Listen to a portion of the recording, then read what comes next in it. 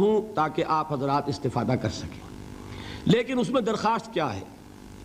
Number 1، آپ میرا امتحان لینے کی کوشش نہ کریں۔ میں نے کوئی دعویٰ نہیں کیا، کوئی علمیت کا دعویٰ نہیں، کوئی عالم ہونے کا دعویٰ نہیں، میں تو ایک خادم ہوں دین کا اور قرآن کا طالب علم، لہذا کوئی بھی امتحان لینے کے لیے سوال نہ کیجیے۔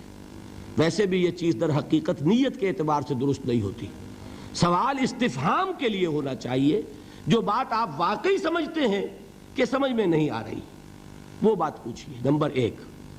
دوسرے یہ کہ فقہی سوالات نہ کیجیے۔ میں نے کوئی فقہی مسئلہ یہاں چھیڑا ہے؟ کوئی نہیں چھیڑا۔ دیکھیے فقہی مسلک ہوتے ہیں، ایک اہل حدیث مسلک ہے، ایک حنفی مسلک ہے، ایک مالکی مسلک ہے۔ ہم ان مسلکوں کے اندر اگر ان کے اختلافات میں پڑ گئے تو دین کا مثبت کام نہیں ہو سکے گا۔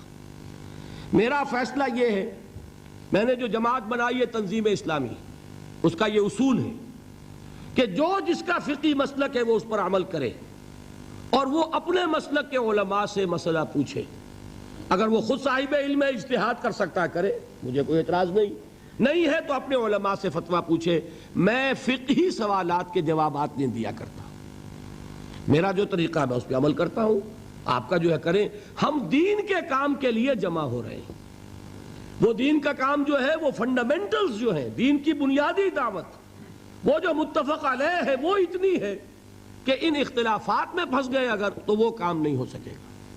لہذا دوسری بات یہ ہے کہ فقہی سوالات مجھ سے نہ کیے گا۔ اصل صحیح طریقہ بھی یہی ہوتا ہے کہ جو باتیں میں نے کہی ہیں، آج 6 دن ہو گئے، 15 گھنٹے تقریباً میں آپ حضرات کے سامنے، 2.5 گھنٹے کی ایوریج بھی اگر نکالی جائے تو میں گفتگو کر چکا ہوں۔ اس میں جو باتیں میں نے کہی ہیں، اس میں جو بات سمجھ میں نہ آئی ہو اس کے بارے میں سوال کیجئے، اور میں انشاءاللہ تعالیٰ کوشش کروں گا، اپنی پوری کوشش، اور اس میں فائدہ ہو جاتا ہے۔ بعض اوقات کوئی بات اہم رہ جاتی ہے، وہ خلا جو رہ جاتا ہے، مثلا آج ایک صاحب نے سوال کیا وہ خلا ہے، مجھے احساس ہوا کہ آپ نے اتنا زور دیا حقیقت ایمان پر، ایمان حقیقی ہونا چاہیے، یہ نہیں بتایا وہ ملتا کہاں سے ہے، اس کی سورس کیا ہے۔ اگر ہم اپنے گریبان میں جھانکیں اور محسوس ہو کہ بھئی ٹھیک ہے قانونی ایمان تو ہے، اللہ کا شکر ہے، ہم تصدیق کرتے ہیں زبان سے، لیکن دل تو کچھ خالی خالی سا ہے، اگر محسوس ہو یہ تو پھر اب سوال پیدا ہو جائے گا نا کہ پہلی کمی تو یہ ہے، اسے پورا کرنا چاہیے۔ کہاں سے ملے گی وہ جن سے ایمان، جن سے یقین؟ یہ سوال ہے، بہت پیارا سوال ہے۔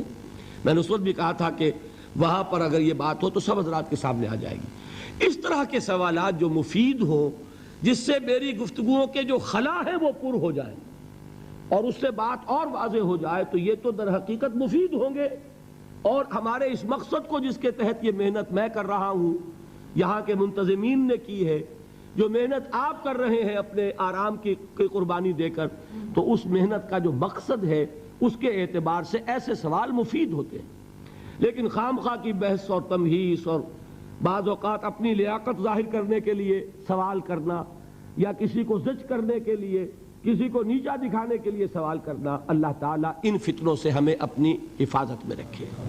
پھر یہ کہ وہ سوالات کھڑے ہو کر اس طرح نہیں کیے جائیں گے۔ آج آپ حضرات باہر سے وہ چٹیں لے سکتے ہیں، ان پر اپنا نام، اپنا پتہ بھی لکھے، تاکہ بعد میں بھی آپ سے کوئی رابطہ اگر ہم کرنا چاہیں تو کریں۔ اس وقت اگر مسئلہ حل نہیں ہو رہا، بعد میں جاری رکھیں گے گفتگو، افہام و تفہیم ہوگا، کام کرنا ہے بھائی۔ پیش نظر یہ ہے، صرف جلسے کر کے، تقریریں کر کے اور اپنی خطابت کا روب گاٹھ کے، یہ تو کوئی پیش نظر نہیں ہے۔